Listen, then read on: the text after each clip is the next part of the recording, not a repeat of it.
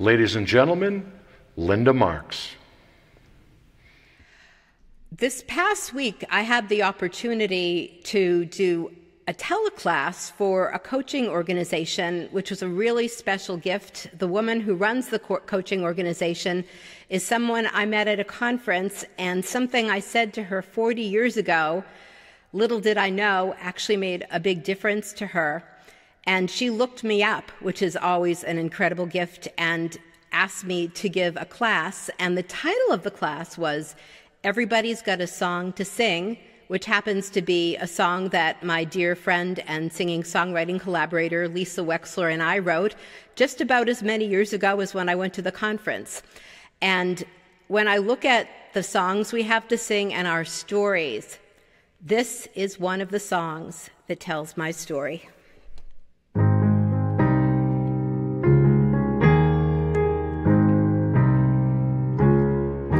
Hey, Father, you've been gone now for a while. Can you see him, my firstborn and only child? He just turned 27. He's tall at 6'4", reddish blonde, just like your mother, though much gentler than you were. You had a temper, throwing hailstones cold with fear. I ran for cover when your rage demons appeared, finding peace in red tomatoes, yellow squash I grew from seed. Fragrant roses filled my senses, offering what my soul might need. I had to run for cover, finding peace in my backyard, where my heartbeat was accompanied by the silence of the stars. Leon the lion, you always scared me with your roar. Self-bought piano became my sanctum to explore. And there's one thing that you told me at least 100 times. Did you really think that music was a waste of my good mind? In a symphony of quiet, your dark images could pass. My garden was a refuge on my back on the thick grass. I had to run for cover, finding peace in my backyard, where my heartbeat was accompanied by the silence of the stars.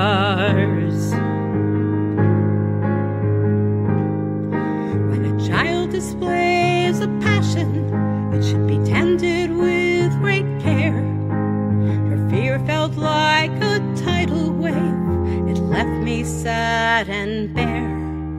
My piano is my garden now, and its music seeds I grow. If you listened, would you be proud of me? Could you even let me know? I had to run for cover, finding peace in my backyard, where my heartbeat was accompanied by the silence of the stars.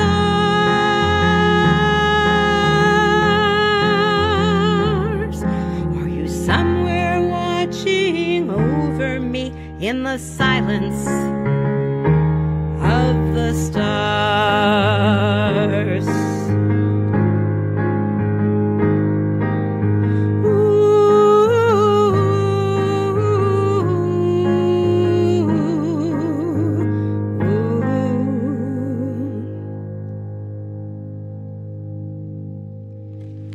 That's The Silence of the Stars, which will be the title song on an upcoming album called The Silence of the Stars.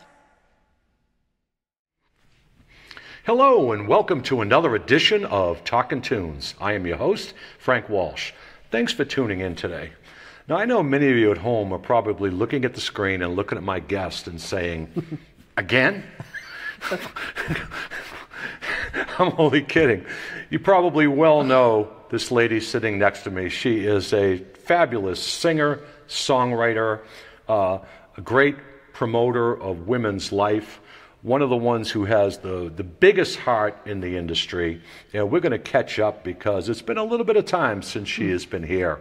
So it gives me great pleasure to introduce to you once again my friend, Linda Marks. Linda, thanks for coming on. Thank you so much. Again? Again? I'll have to come back and do sports talk again. I tell you, you already have the reserved parking spot out front. The smoking jacket is on order from Saturday Night Live. So, but anyway, thanks again for coming in. It's been so long. I know we did a Zoom show somewhere along the line. Yes. But it's not the same as being in studio. No, not at all. No. Yeah. Now, if memory serves me correct, this whole thing happened 3 years ago when the pandemic hit. I had a show that was scheduled here, and you were supposed to come in the next day. Yes. Yep. And about 4 o'clock, I walked out of the studio, and they said to me, "You have a show tomorrow, right?" And I said, "Yeah." I said, "Cancel it." And I said, "For what?" And they said, "Oh, this COVID thing. They shut down the studio. The governor declared a disaster, so see you later." And I don't think I set foot in here for a year.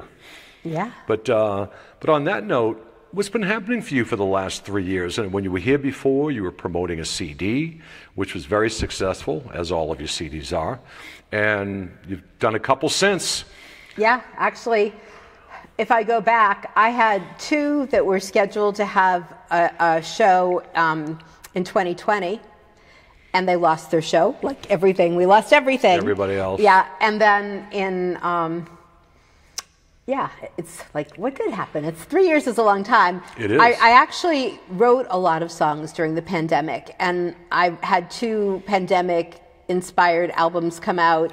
It must have been 2021. The first was called Monuments of Love. The title song was inspired by the question, what can you create during a pandemic?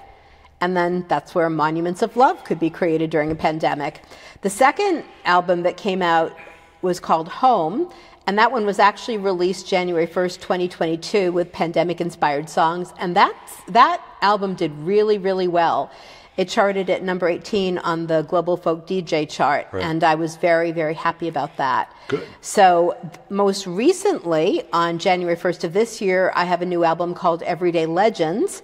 And that album was done not only with Doug Hammer, who I've worked with for many years, and Doug Quartler, who is another local wonderful musician and producer who is part of it, but with Eric Balke and Glenn Barrett, who are out of Philly. And Glenn Barrett is a double Grammy-winning sound engineer who does absolutely gorgeous work. And Eric Balke is involved in the vision of the music because he is the best promoter to the global folk community there is. And it's a real privilege to get to work with them on albums. Great. Now, the pandemic, certainly hurt a lot of musicians, in the industry, especially with live gigs and all that. Definitely. But in that sense, it took a little bite out of you, but it seems that there was a lot of inspiration that you drove from that as well. And one of the things that you did was songs for inspiration. Yeah, songs from the heart. Songs from the heart, yeah. Meditations for the heart. Yeah. And that was born literally of the pandemic. Correct. This past Sunday was my 3-year anniversary for the live stream, which was hard to imagine. Yep. Leave it to Facebook to not put the show on Facebook this one important time. But what happened is some people were asking me, can you do something to uplift us? As the pandemic was starting, no one had any idea how long it was going to go or the way it would change our lives and our world. And I usually respond when someone says, can you please do this? I usually try. So since I had the background as a body psychotherapist, the heart meditation part, and then as a singer-songwriter, the songs from the heart part. And what's been really meaningful about that live stream is it's sort of been like almost like a documentary, because the songs I wrote came from what was happening in people's lives around me, what was happening in the world, and the meditation themes came from what was happening, week to week. And it would be really interesting to go back and just chronicle what's happened in our world over 3 years, because that live stream is like a documentary of what's happened. It's very, uplifting and helpful, you know. I watched them as much as I could. And then if not, I'll skip through it and listen to the songs and so forth. But, you know, it's very inspiring, and it's very comfortable. It comes in on what, Saturday night? It sort of depends. It's Saturday or Sunday. Originally it was Sunday night, but Right. I do some different things. I run this group called Communities Healer once a month on a Sunday, Right. so then it goes on a Saturday. So it definitely is on the weekend. It's usually at 8 o'clock, but I found myself having to sometimes be Saturday, sometimes be Sunday. And after you do that, you spend the whole day sharing it to all the different groups that you're in. I know, if Facebook will let me. I know. I had Yeah. a friend of mine, just a quick aside, I had a friend of mine in New York, a dear friend of mine, and I was talking to her the other day on her birthday, and I said, hey, how come you don't see my stuff anymore? You don't comment on my stuff. I said, what's going on with you? And she said, she says, I had to stop.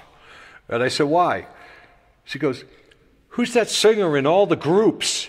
She goes, I looked at your feed and I look at your things, and there are like 50 of them on there. And she said, by the time I scrolled through everything, she goes, I unfollowed you. And I said, I removed myself from one of the tags. I said, so I get it. But I said, you're not going to see 50 of them. And she said, well, I'll follow you again. Yeah, Facebook has changed. Have you ever heard that? About that? Facebook has changed its algorithm a bunch of times over the last 3 years, and I could tell you all kinds of insane stories. The most recent one is that it didn't even link my live stream to my page. Really? That was the one for the 3-year anniversary. Yeah. And lots of people are trying to find. But you went live on that, right? I did go live. Yeah. But usually, well, this is a okay. And then it goes delay, because sometimes I'll see it on the afterwards. If I go back when things first started, and live streaming was the only way musicians had to reach people. Right. Facebook was very generous, and all I had to do was live stream from my page. I didn't even need to create an event, and it just worked. Wow. And it let lots of people see the live streams because people really needed to see them for upliftment. I'd get 2,500 people watching the live stream. Then, as time went on, Facebook changed the algorithm, and all of a sudden it went down from 2,500 people watching it to, is anybody watching it? Exactly, because I'd see the numbers there. I'd go on there, and all of a sudden I'd see like 9, and then I'd see 6. Yeah, you know, and I'd go out, and I'd go back in, and it would be 5, and it's like, that makes no sense to me. It makes no sense at all. It makes no sense. It makes no sense at all. Yeah. Then they changed it that when you make an event, it connects into the event, and when you go live, it tries to ask, do you want the event to go on your page, which I always say yes, because that's how people are going to find it. And what happened this past Sunday is, for some crazy reason, it wanted to put it on the previous week's page or the future page for the event, not the event that was for Sunday. Wow. And I couldn't do a thing about it. I actually stopped and started a couple times, and then someone who was trying to find me wrote a messenger message to me saying, I can't find you. Right. So that I looked at my phone.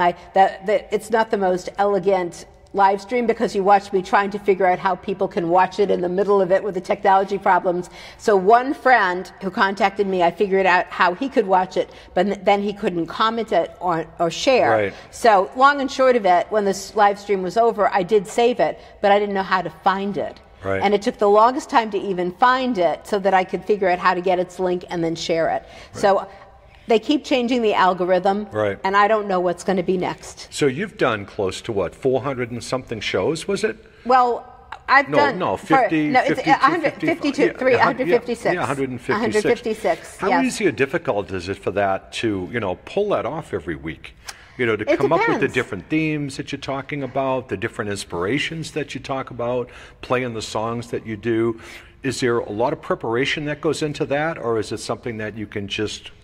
I do spend some time preparing, because I like to be thoughtful. So I spend some time meditating on what really feels relevant and meaningful for people. So the choice of my songs and the choice of whatever the meditation is usually coming from whatever's going on that's touching people's lives. And well, an example early on, mid-April of 2020, a dear friend of mine, Bob DeChico, who is a wonderful singer. Great singer. he know. got bad COVID, Yeah, and he went really in bad. really bad. Yeah. He went into the ICU onto a ventilator, Right. and he was on for 4 weeks, then 3 more weeks stepping down, and 100 days in a rehab, and then lots and lots of time recovering when he got home. I wrote a song called Prayers for Bob. Yep. And so I think it was April 12th, I premiered Prayers, which became the closing song for the entire live stream. Mm-hmm. So that's an example of it. You know, I'm sorry that happened to Bob, and he's a real hero for having made it through. But when he was in the hospital, I would sing it every week, asking people to please send healing energy to Bob. Right. And that's an example of a song literally born of the live stream, of the pandemic.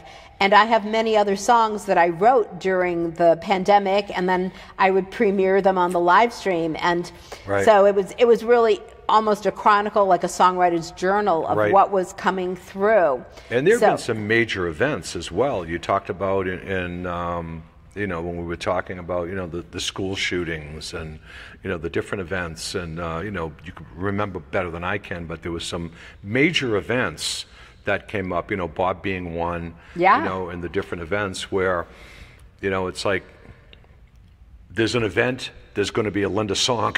You know? That's often what it's almost, and that's not a criticism, but, you know, it amazes me, you know, and I like to write. I do a lot of writing, and one of these days I'll throw some of it out there or give you. I write songs with people in mind, and I have songs with you in mind that one of these days I'll say, well, Linda can sing this.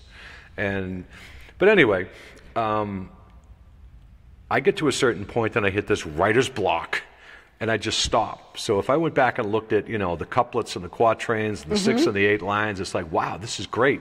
And then all of a sudden the train hits the brakes and I forget about it, and then something will trigger it and I'll do something else.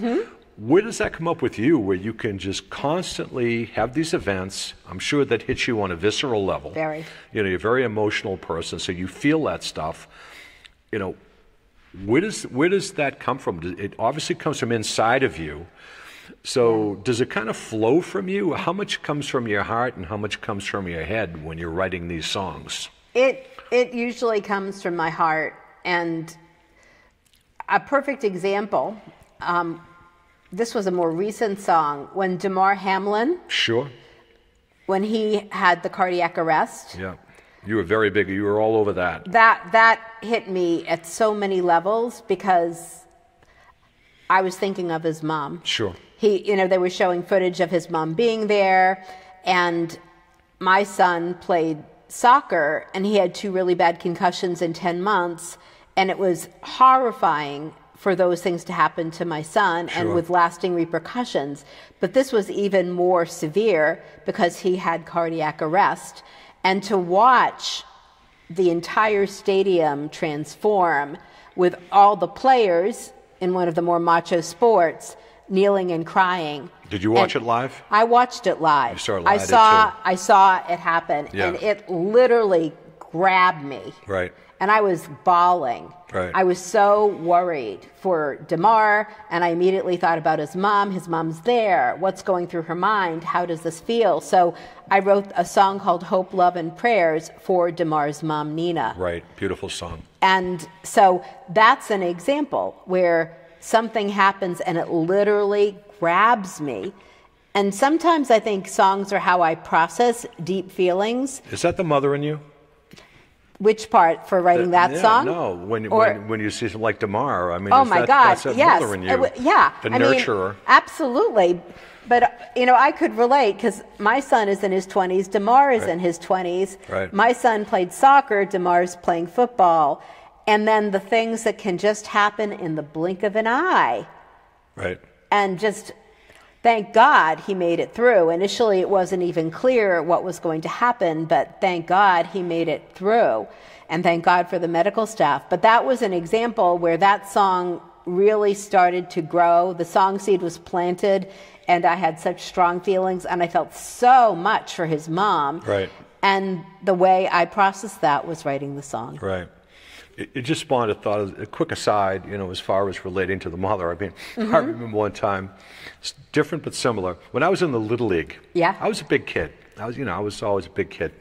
And I remember my mother was up in the bleachers and, you know, looking down onto the field. And I came running around third base. And the catcher was there. And I said, I'm going to bowl him over. I'm a kid. I'm like 12 years old. I said, I'm just going to go right into him, right? I went into him. He was like a stone wall. I hit him. Right? I hit him. And I just went down. And it kind of knocked the wind off of me. But where the relevant part is, I'm kind of down on the ground. Next thing I know, I hear my mother yelling. Fran, she called me Fran. She's like, Fran. So she came running from the top, down this path, and she came running out onto the field. Now here I am with just the wind knocked out of me, you know, in a Little League game. But now that you had said the story about the mother, I can relate to how my mother was just seeing me. Yes. And of course, I'm looking at her like, say, get out of here, leave me alone, you're embarrassing me. But, you know, that just hit me when you said about thinking about the mother. So, how she must have felt, yes. Mrs. Hamlin, with her son there, literally unconscious. I mean, I was there, and my mother was shaken up. Yeah, knowing that exactly. I'm pretty fine. Right. So you can imagine what she felt looking at her son arrest. Is out and they're trying to bring him back to life. So that's hard. I just got a chill thinking of that, of how that, and that's probably how it hits you. Definitely. You know, you're a very sensitive, warm person. Absolutely. Yeah. So, there were so many things that happened over the 3 years that led to songs. One of the songs that I've done today, Our Children's Prayer, was my response to the Uvalde shooting. Right. And my January 1st, 2023 album, Everyday Legends, has a lot of songs about what it's like to be a child in the world today. Right. The song is dedicated to our children.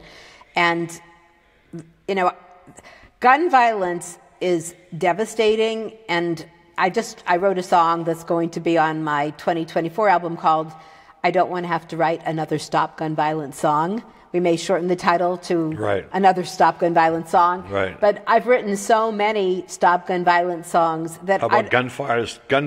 What is it? Gunshots? Gunfire? Was it? Gunfire. Gunfire? Gunfire. What'd you say? You got stopped? I don't want to have to write another Stop Gun Violence song. Stop guns. Right, okay. A Stop Gun Violence song. Because That's I've written mouthful. too many. I know, it is. That's why it's you should turn it into a rap song. Then maybe it'll make some sense. As opposed to a folk song. Exactly. Yeah. It may just be called another Stop Gun Violence song. Right. But the piece at hand is there have been too many incidents with kids, and there are kids who've had multiple incidents of gun violence. And as a mom again, you know, my son just turned 27. Yeah. And he's a teacher. He works with kids aged 3 to 6 and teaches them history. That's awesome. And these kids are having to worry about, is school safe? Right. You know, and so when I wrote Our Children's Prayer, I wrote it in the voices of the children. Right. It's a beautiful song. Please don't bring me flowers at my grave. Right. You know, and the chorus is, we are your children, your daughters and your sons. Give us protection. Don't shoot us with your guns. Our future's in your guiding hands. We want to be here to build a better land. Right. In the voice of the children. And I'm very grateful that on the album, some children are singing the chorus, which is what I really wanted. But, beautiful. It's a beautiful song. Maybe if we hear our children singing the song, will it touch us? But there are some messages that they just don't seem to be reaching human beings. I know. It's horrible. It's almost, you know, make you want to turn the news off, because every time you turn the news on, someone's getting shot, someone getting stabbed, mass shootings here, mass shootings there. It's great. I mean, you know, and I grew up in the ghettos, so I'm very familiar with that. I know what that whole thing is like. Not as bad as it is now, but but not too much different. You know, the same thing was there, just not as prevalent. Yeah. You know, you look over your shoulder everywhere you walk, and you know. Right, but that's a hard. Very difficult. It's a hard space. What's sad is what you're calling the ghetto has bled everywhere. Everywhere. To churches and temples, to hospitals, to schools, to Right. athletic events, to the mall. There's, No matter where you go. wherever you go, Everywhere. it could happen. Everywhere. And the mental health crisis underlying it. Well, COVID certainly triggered that. I was just going to ask you about that. I mean, in your profession, Yes. you must have seen a tremendous rise in, depressions and even potential suicides, if not suicides, that you've had to deal with. The pandemic definitely took a huge toll on people's mental health. And one of the hardest things is that the need for mental health providers exceeded the number of mental health providers. I've been in practice for over 30 years, and never, ever was I having to turn people away when I already had a waiting list. And I felt so badly because I know what it takes to reach out to someone. Right. I also know what it feels like when you're reaching out and people don't get back to you. I always get back to people, Right. even if I'm full. And I know how hard it is when someone finally gets back to you and they say, I'm sorry, I have a really long waiting list. I don't know Right. when I can see you. Yeah. So it was hard to have to not be able to respond to all the people. It was very hard seeing that there weren't enough professionals to help people. And yes, the pandemic really took a toll on people's mental health. What did it do to you? I mean, having to be the one to help. I mean, Well, that's a privilege. It is. It is a privilege. But is it weigh on you? Do you carry the other people's burdens with you, or are you able to separate? How that. Because it is a privilege, it doesn't weigh on me most of the time. Occasionally, if something really, really, really horrible happens to somebody, Right. or if somebody has done something really horrible, Right. that will weigh on me. But most people are sincerely trying to get support and insight and heal.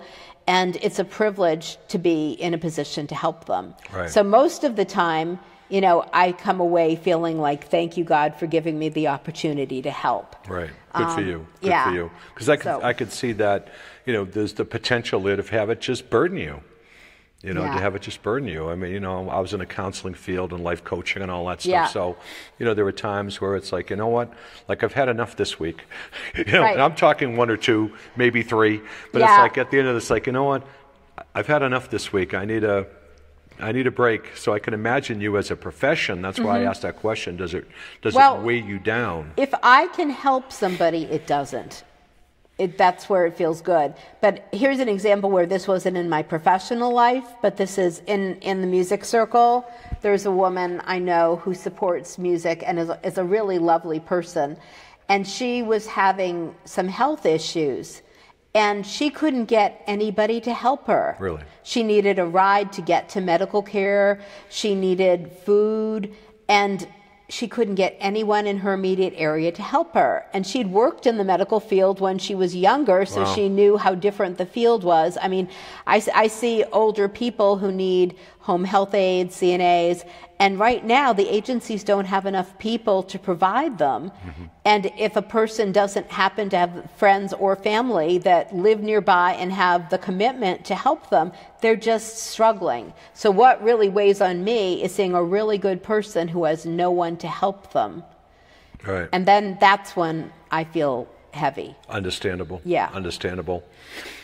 Back to the music for a Sure. second. You were doing, with our mutual friend Eileen, the Songs for Inspiration, which I guess you two started over lunch one day. Yeah. Well, actually, we started it and then we had lunch. Exactly. It was born of the pandemic. Exactly. And much like my live stream, it seemed like an opportunity to do something inspirational in a time where there was a lot that was heavy. And it's really taken off. Yeah, it's really taken off. A lot yeah. of people send in their videos. There's Yeah. a lot of good music out there. Yes. And, between you and Eileen, especially Eileen, she's a go-getter. She's a real go-getter. She's a I'm more of go-getter. an introvert. She's more of the extrovert. She pushes that. Yeah. Come on, folks. Let's hear from the men out there. Hey, too many men. Let's get some women. Let's get some women in here. Yeah. But between the two of you, it's having both of you as friends. And Eileen and I get together on our coffee clutch. We we're planning on an hour. It ends up like 4 hours. But it's just it's nice. She talks about her music and she talks about how what you two do and how you're supporting the people and all of that, and and it's definitely admirable for you with with the women's rights, the women's movement, equality, and all that other kind of stuff, which seems to come out, especially with your presence on Facebook and social. You're on Instagram too, right? I don't see you much on Instagram, but that's because I don't know how to use it properly. Well, it's pretty cool. But what's next for you? I know that you've had some gigs where you're getting out. Do you see more getting out? I know you've done some Porch Fest and Newton Fest and the Waterfront Fest. You're all over the place. Not nearly as much as I used to be. Not as you used to be. I've been a hermit, and I've needed to tend to my family during the pandemic. Right. But on March 25th, Mary Crow, who's a singer-songwriter friend of mine from the cabaret world, we have a big show at Club Cafe in Boston. The theme is Many Kinds of Love. We're both singer-songwriters, and we also have picked some favorite covers that show the many different sides of love, which is really fun. And I'll be doing something I absolutely never do anymore. I did it when I do the cabaret world. This is what I have to do because it's what you do. But I'm not going to be playing the piano and singing. I'm actually just going to be singing with a wonderful pianist, Tom Lamarck, doing the piano part. So that's a whole different thing. And actually another... How easy or difficult will that be? I mean, you used to get in those hands. I know. You're going to be singing like, I know, yeah. I'd still be playing that sustain pedal. With the, I know. It's very different because there's a whole integration of hands and heart that come when playing and singing.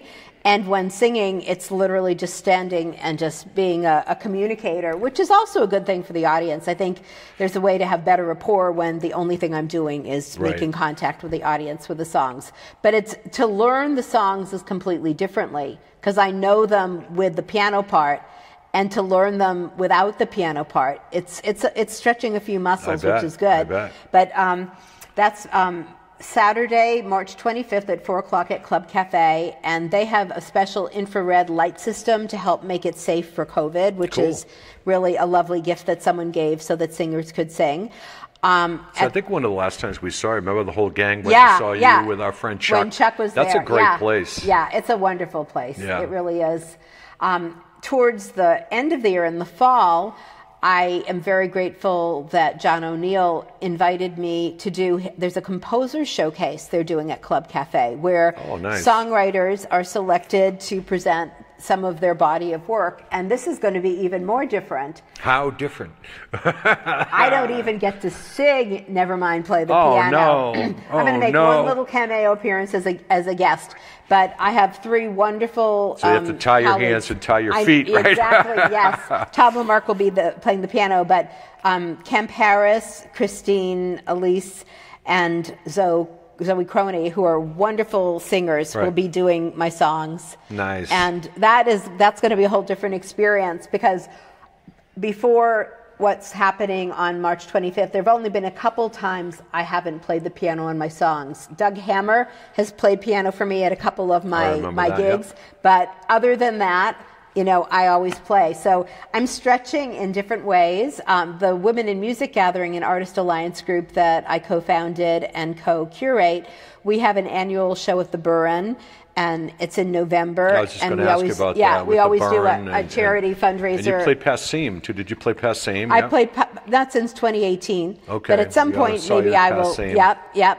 And I mean, City Winery, Club Cafe, I mean, I've played most of the major rooms at different points in time, but I've been much more of a hermit since the pandemic, particularly since, as someone who unfortunately was an early adopter without my permission, and having lost my voice for 2 months from November 2019 through January of 2020, and having worked really hard. And I say thank God to Richard Slade, who's a college classmate of mine, who's not only a phenomenal singer, but a phenomenal vocal coach. He's helped me restore my voice and try to strengthen it. It's not as strong as it was before COVID. It really did a job on me, but thank God the quality of the voice is back. And I know how to take better care of it. So every week I do a session with him to take care of my voice. And I'm really grateful to him. Cool. And a gift of the pandemic, just like live streams, is he's in New Jersey, and actually he's in New York State.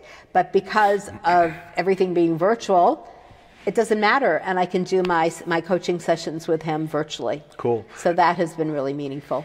Now, the last couple of times, or the many times you were on my show, you had different people with you. You had Jackie Damsky. Yep. You had then. Woody Carpinella. Yeah, Woody. I brought Ethel Ryerson. Ethel, yeah. And Mara Betancourt, maybe Mark Bishop Evans. Mark, yeah. But what's happened? How's Mara doing? What happened to Mara? She's got a beautiful voice. Yeah, she does. I haven't Beautiful heard from her voice. much recently. She's also a teacher. Is she? And in the pandemic, she sort of pulled more into her own world. Really? So I haven't been in touch with her in a while, and Yeah. I should reach out to her and see. She's from the Azores, and I know she's spent some time there. But no, I miss her. It's what's happened is over the course of the years, people's lives just evolve and change. Like if I look at the original members of Women in Music Gathering, a number of them have moved out of the area. Right. A number of them have had serious illness over the last few years. Right. Some of them are dealing with aging parents, or in the case of one, she had her kids in her 40s and her kids are young. And, different people have different life journeys. And it's quite striking to see you have a group of people with a nucleus, and then over 3 years, their lives change tremendously. Some of the people I played with, their lives changed. Some of them aren't in the area anymore either. Yeah, so we know a few. Yeah. So How come everybody's getting older except us? It's a mystery. It's a mystery. it's a little bit of music. There you go. Music keeps us ageless. Amen to that. Forever. Now, a little bit before we start listening to your music, as far as your albums go, and your albums always seem to have a theme. Yes, they do. They always have a theme, and your next album is going to have a theme to it, I would imagine. Yes. Where everything kind of runs together. Right. The next album that's going to come out January 1st, 2024, and Eric Balke and Glenn Barrett are working with me to produce that. The title song is A Recipe for Hope. And that is the theme, which is something we need. The song, I Don't Want to Have to Write Another Stop Gun Violence song, is part of it. I wrote a song that's just come out on a curated album that Eric Balke puts out called Folk Now. The March-April issue of Folk Now has a song I wrote called Coat Hanger Abortions and People Shooting Guns, a song I wish I didn't have to have written, but I did. But it also, Love Always Wins, which is part of what I shared today. Right. That's a song that's on the album. So I have quite a range of songs, but A Recipe for Hope is the theme that runs through the album. Yeah, because I mean, it's, again, being a little bit of a writer and all that stuff, it amazes me how these albums with the themes all carry through, and how you can sit there and, write 8, 9, 10, 12 songs. Usually 12, that all kind of just kind of flow into each other, and, it's amazing to me, and and I'm thankful for people like you and others who can do it, and make it work.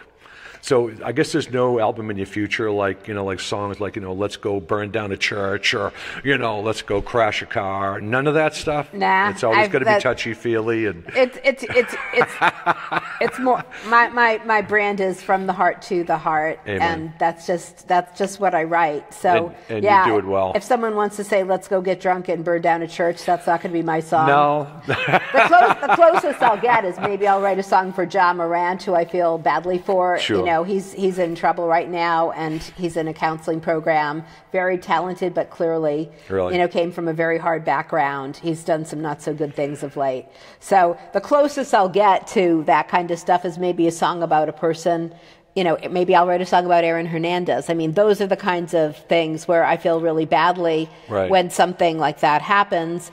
And so I'm more likely to write a song about what happened and what we need to learn from it, rather than let's drink and crash down the church. That's a perfect segue, because I think it's time that folks can start listening to your music a little bit.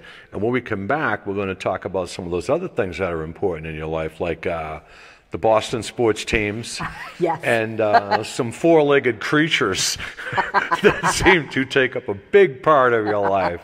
So, folks, sit back and listen to Linda. We're going to be back in a few minutes.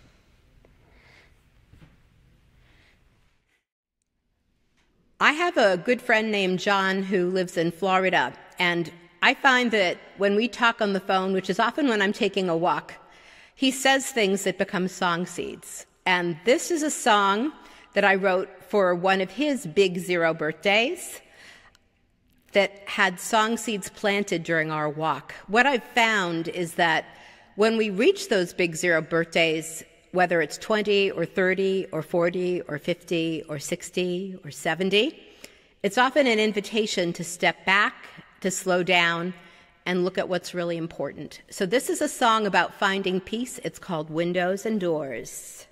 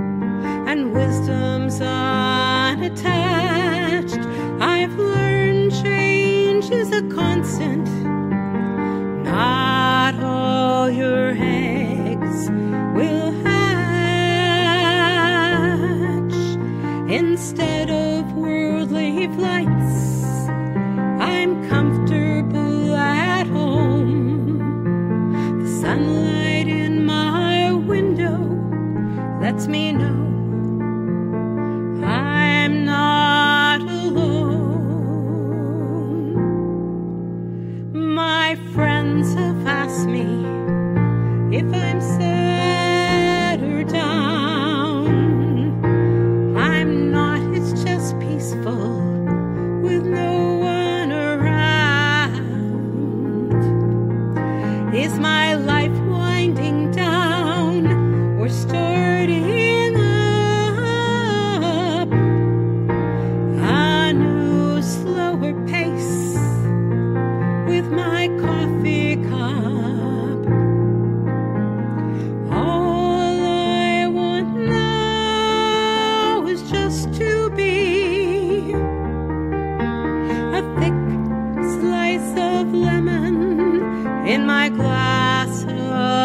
iced tea and the sunlight shining through my window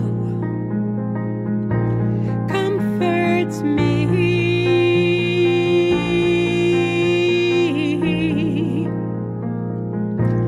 Comforts me.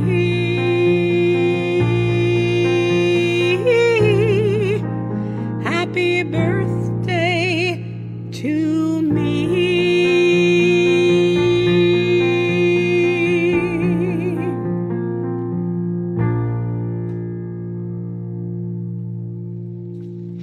That's Windows and Doors. One of the things that I've found hardest to really fathom, never mind imagine, is the unmitigated gun violence epidemic that we're living through in these times, and particularly gun violence that affects our children. On my brand new Everyday Legends album, which is dedicated to our children, I've written a number of songs about what it's like to be a child growing up in the world today. And this song, called Our Children's Prayer, was my response to the Uvalde shooting. And in the chorus of the song on the album, there are voices of children singing the chorus. So this is called Our Children's Prayer.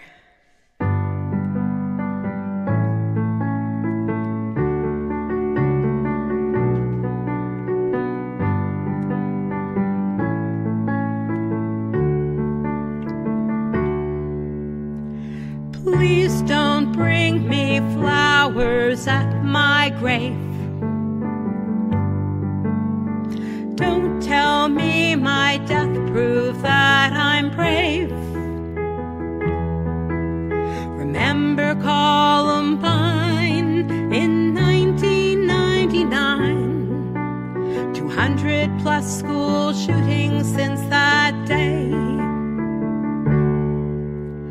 Please don't tell my mom to stop her fears. You shot a hole inside her filled with tears. We numb out our pain, the gun sings our refrain. Buried anger morphs to shrapnel rain. We are your children, your daughters and your sons. Give us protection, don't shoot us with your guns.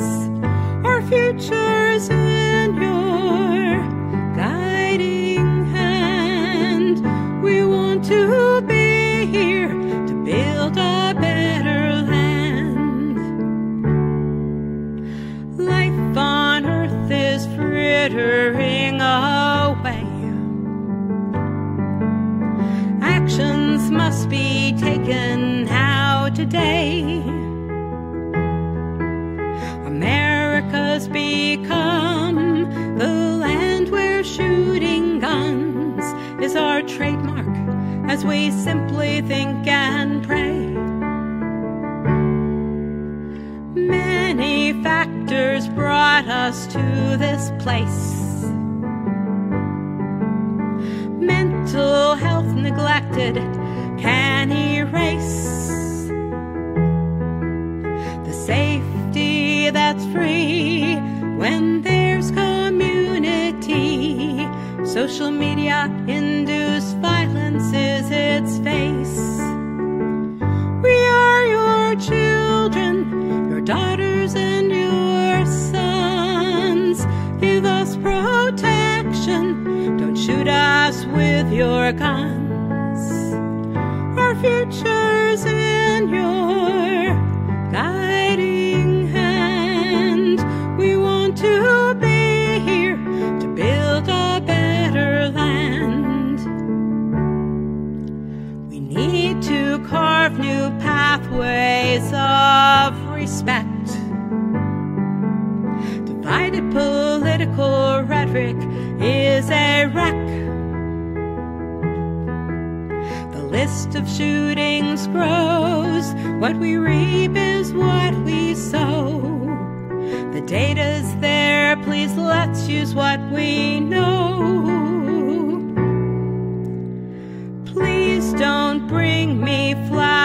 flowers at my grave. Hear my message, let my life be the one you save.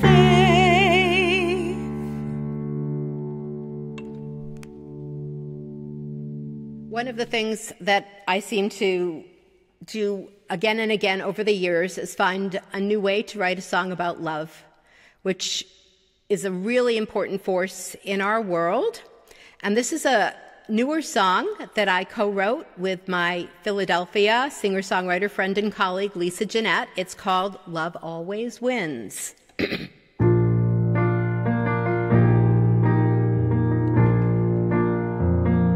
Love heals the heart when it's broken and done, stronger than the wind, fire, earth, and sun.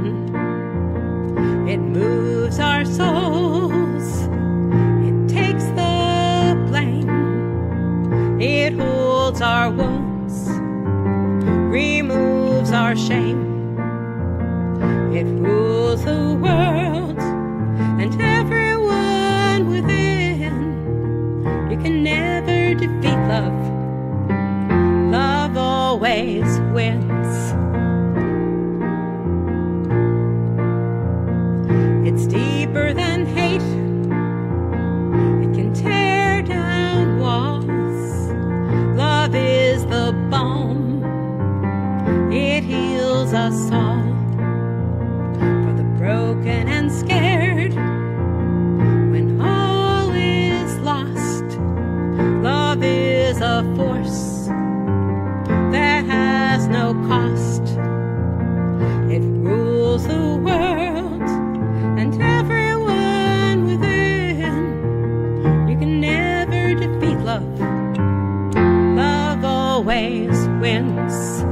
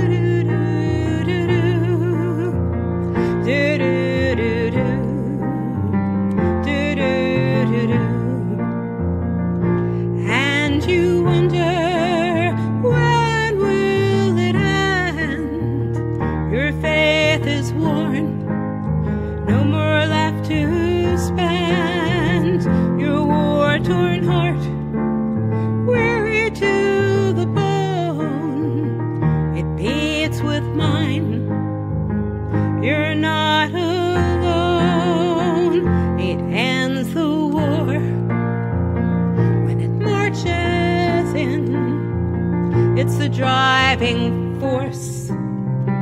It's your chosen kin. It won't give up when time wears thin. You can never defeat love. Love always wins. You can never defeat love. Love always wins.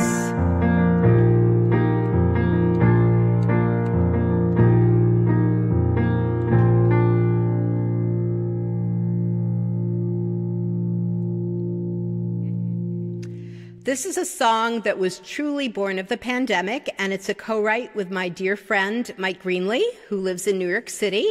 He talks about his friends, the Words, and he has a wonderful way with words, so it was really fun for us to co-write this song.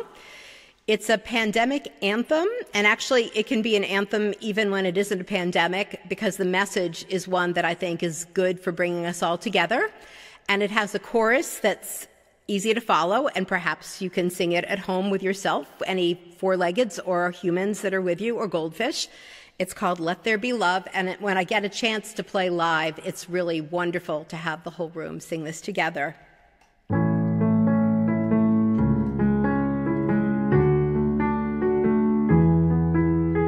Chaos in the world, conflict in the news. Will it ever end? The world is so confused. Social media floods our lives. on separate tracks. The stress does not let up. No time to be relaxed. Let there be peace, a rainbow in the rain. Let's plant the seeds to find a better way. Let there become a blessing from above. But most of all, let there be love. Being split and torn apart by political divides, we're all people, can't you see, with a heart and soul inside. The actions that we take impact everyone alive. May we join our hands and hearts to assure we all survive. Let there be peace, a rainbow in the rain. Let's plant the seeds to find a better way. Let there become a blessing from above.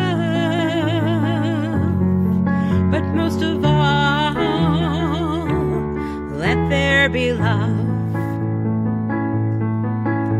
The future lies ahead. Share it with me. Stand by my side. I'm here for you. There's so much we need to learn, so many ways to grow. We worry about the future with so much still unknown. Can we stay 6 feet apart and still keep feeling close? If we have love to guide us, we can share the highs and lows. Let there be peace, a rainbow in the rain. Let's plant the seeds to find a better way. Let there become a blessing from above. But most of all, most of all, most of all, let there be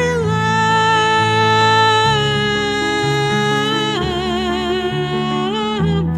Let there be love. I'm here for you. Let there be love. Stand by my side. Let there be love. We'll make it through. Let there be love.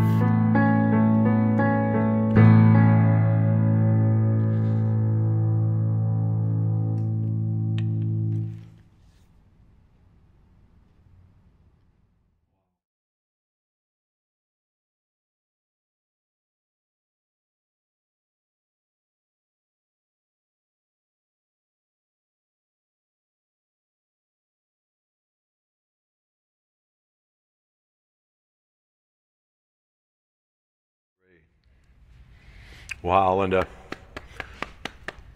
Good stuff there. Thank Good you. stuff. And I'm sure that the people at home are either going to be feeling it in their heart and tapping their feet or both.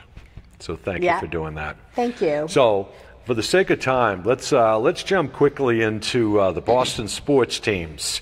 You know, I'm sure that you've had a few heartbreaks over the year, starting probably with somebody named Mookie. Oh, you're taking me back to that. To start I have to be Mookie. careful on this subject. I know. There's this very bad pattern of all the wonderful homegrown talent Amen. being let go of, and the people that are the heart and soul of the team, people like Xander Bogaerts, Christian Vasquez, J.D. Martinez, Amen. being let go, and people who are the best pitcher on the pitching staff, like Michael Wacha, being let go. And it's heartbreaking. Mind you, there's some wonderful, talented young people. Right. Tristan Casas is amazing. Yep. And his maturity as a person Yep. is quite extraordinary for someone so young. Brian Bayo looks like he has incredible talent, although he's been injured to his arm, which is really too bad. So Trevor Story was a big blow. It was about a kick. They bring him in, they pay him the big bucks. He has a decent year, and then boom. Injury. Unfortunately, he's following the Chris Sale path. It's like they're both phenomenally talented athletes, but I'm accident prone. Well, one could, there's the curse of the Bambino, the curse of the Chaim Bloom. It seems like when Chaim Bloom has gotten a hold of some very talented people, there's been a curse.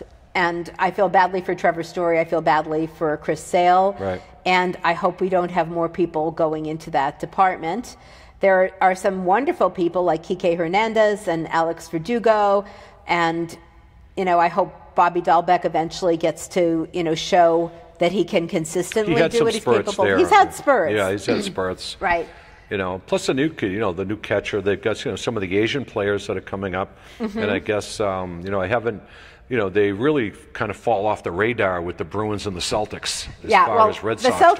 The Celtics have had my heart, and particularly Rob Williams III. Time Lord. The Time Lord. He is so amazing. He is good. His ability to manage both ends of the court. Yep. His ability to direct the play. I love when he has his famous, I call it the tall man thing, when he stuffs the ball or someone gives it to him and he stuffs it. But he totally changes the game. I've almost studied, I should do statistics. When he's in the game, the Celtics increase their lead and hold on. You take him out, the lead starts to go down. And it's really sad. He's great on the defensive end. He's a great rebounder. He's tough to, rebound. And that's, ball possession is key. And I don't think that they have the ball as much without him. They don't. They really don't. The whole climate changes when he's on. And it's too bad last year they pushed his injured knee. Right. And he was going in way before. I'd actually had foot surgery around the time he had the knee surgery. Yep. And I remember what condition I was in when they were putting him in. I mean, my surgeon wouldn't let me take the boot off my foot, and he had his knee repaired. It wasn't even just a foot. Right. And they were putting him into play, and I'm sure it was swelling, and they were having to drain it. And as a result, he had to have another surgery, which kept him out a good part of the season. So, it's really hard the way athletes often get pushed to play through serious injuries. Right. That it's really not worth it. I wish they'd just given him the break and not had to have a second surgery. Right. But he's phenomenal. Jason Tatum has been having a phenomenal year. Right. Last year he played in the playoffs with a broken arm, which I hate when sports radio people complain about his play. It's like, hey, didn't you know he was playing with a broken arm? Right. I think the fact that he got any shots at all with a broken arm, I wouldn't want to play with a broken arm. Right. So sometimes the sports media and the fans are brutal, and they don't consider the human side of these players who give so much and have to go through really hard injuries. What do you think of Missoula? I think Missoula's great. Okay. I really do. I think, losing Stoudemire is going to be hard. Right. Because Stoudemire clearly adds a lot to the team. Right. Although, God bless him for getting a head coach at Georgia Tech. He's very close to the players, and he had a lot of respect from the players, especially after Ime left, and all of that. That was horrible. And, he kind of, carried a lot of the weight on that as far as handling the players and their morale and all that stuff. Yeah. I think the team of Stoudemire and Missoula has been pretty powerful. I don't think it's an accident that the night that it was announced that Stoudemire was going to be leaving the team, that the Celtics had such a bad game with the Rockets. I don't think it's an accident. I'm sure it affected the psyche of all the players. I'm sure. So, and I wonder how it will be for Joe Mazzulla, because actually, I think he's very bright. I think he's very hardworking. I think the players really like him. And he's also 34 years old. I mean, it's actually pretty amazing what he's doing for someone 34. Right. And I think it's hard for him to take all the flack that the press gives to him. Well, I think he needs to work on his game management a little bit more. You know, timeouts and, you know, game management. Yeah. You know, sometimes the players, are they in too long? What should you do? But that's where I think we're, who's the GM there? The former Brad coach. Stevens? Stevens should jump in there. Why doesn't Stevens jump in there and give him a little help on that? Or have some kind of, session with him to say, or some kind of a connection with him and say, hey, call a timeout here, Right. Like they do in baseball. They're all wired up and all that other kind of stuff. But anyway, I think generally he's doing well. I think generally he is. And one thing I want to give him credit for, though, is he's deepened the use of the bench, and he's basically, he's got a deep bench. He's got a very deep bench, but the way he integrates the players with one another, and Jaylen Brown is having a phenomenal year. Right. He's much more of a team player than he ever was. And Derek White is having a phenomenal year as well. They all step up. Brogdon, Horford will come in. Horford's having a phenomenal year. He'll come in and score 25 that you don't expect. I mean, everybody's jumping off the bench. Brogdon jumps off the bench. He'll have a good game. Absolutely. So I want to give Mazzulla credit for really building the team so that whether he has the starters or the next level, he really has integrated a lot of the players. And when they're playing at their best, as they were earlier in the season, particularly when you have Rob Williams III as part of the mix, you can literally go from one shift to another pretty seamlessly and keep the momentum going. More recently, that hasn't been the case. Right. One last question on sports before we wrap it up is who's got a better chance to win the title, Bruins or the Celtics? I think the Bruins right now. I agree. The Bruins have had a phenomenal year. My son really likes hockey. He knows more about hockey. Yeah. But they've had a phenomenal year. Right. And Swayman's been phenomenal. So the Celtics have a little too many injured people. And if Rob Williams comes back or not will be a big deal. But I think Jason's pretty beaten up. Al Horford's back. I mean, there are a lot of people and not to say that there aren't injured Bruins, but I think the Bruins have been absolutely phenomenal. I agree. Now, where can people get a hold of you? How can they find your music? Where can they get a hold of you? How can they reach out to you? Yep. Especially on Facebook with, do your thing. Yes. So my music is on all the different digital platforms. And if people like physical CDs, I actually have them. And including your toaster oven. If you turn on the toaster oven, you're probably going to hear one of her songs come out of it. The way technology has evolved. Amen to that. Probably that. Yeah. So my website is Linda Marks Music. Yep. My Facebook is, you can find me under my name, Linda Marks, or under Linda Marks Music. On Instagram and Twitter, I'm LSM Hart, LSMHEART. My personal website, Linda Marks Music, I think I said. And my email, lsmhart, HEART, at AOL.com. Just write to me. I'm glad to talk to you, hear from you, invite me to play or do a house concert. And follow her on Facebook, too. Get a hold of her on Facebook. Yeah. You'll see some good stuff. Yeah, all the photographs. That's another piece of the pandemic. I started this habit. I call it walking in search of beauty. And as someone who went to the gym 7 days a week my entire life, and then the gym closed, I started doing a 2.5-mile walk with a nice big hill every single day. And you chronicle every move of it, the changes in your neighborhood, colors of the clouds, reflections in the puddles. Yes. You cover it all. And the turkey social. There's a group of 26 turkeys that walk around the neighborhood, and they are Well, I think amazing. I have 24 of their cousins in my backyard. Matter of fact, at the end of my street, that I take a little shortcut to get off of Route 53 and I take a side street, there were always a flock of turkeys there just down the street from me, right? I noticed the other day they have a sign up, caution, turkey crossing. Oh my goodness. They put a turkey crossing right there, right on the corner because they seem to come out of the woods and they park in this one house. But we would remiss not talking about little four-legged animals before we go. Noah Corgi. Noah Corgi, who's as famous as you are. Yes. He's quite a boy. His smile is, he's got the best smile in town. Yep. Yep. And he loves the camera. He loves the camera. He and knows your how cats. to set up a camera. And I now have 6 kitty cats. I heard that. Eileen told me that you got another cat. Max. Yeah, he's a 9-month-old, beautiful light red Siberian. And I have another Siberian from his breeder, Elbrus Siberians. Elena breeds the most beautiful, sweet, loving kitties. So Sebastian is my older Siberian, who's 4. During the pandemic, I lost my beautiful Maine Coon Scarlet, but a wonderful breeder named Carol Pedley, she bred my beautiful Maine Coon Lily, and Lily will turn 2 at the end of May, which I can't believe. Lily is so elegant and so wise and so gentle and so beautiful. And then I have my rescue kitties, Angelica Kitten, who I got right before the world shut down from Buddy Dog. She jumped in my arms. I have Grace, who was my musical director at the beginning of the pandemic, but she's turned musical director responsibilities over to Quinn, who's 17 and a half years old, who I got as a rescue kitty when my mom was still alive, when my mom with Alzheimer's was still alive. Quinn has a song called Second Chance in her own voice on my new Everyday Legends album. And most of my animals have songs. Noah Corgi has a song, Quinn has a song, Angelica has a song, Grace has a song. So I'll have to write songs for Max and Lily and catch them up. Now, I'm not going to get a test on this, am I? Before you leave.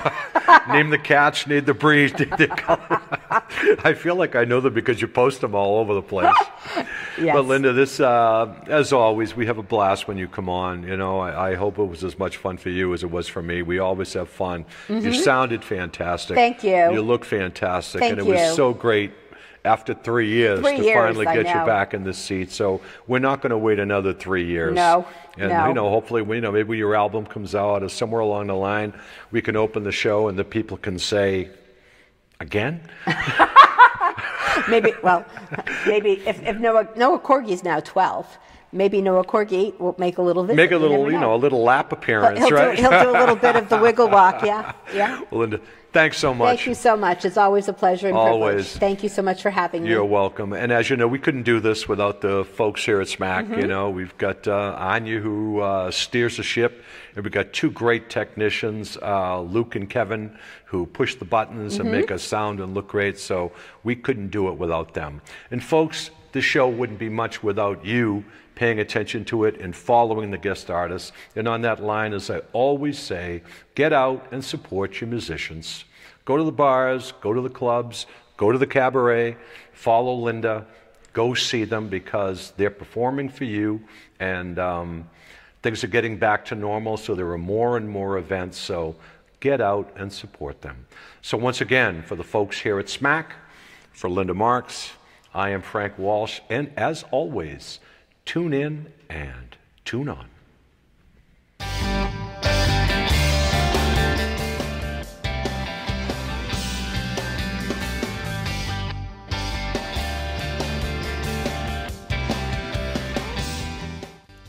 Thank you, everybody at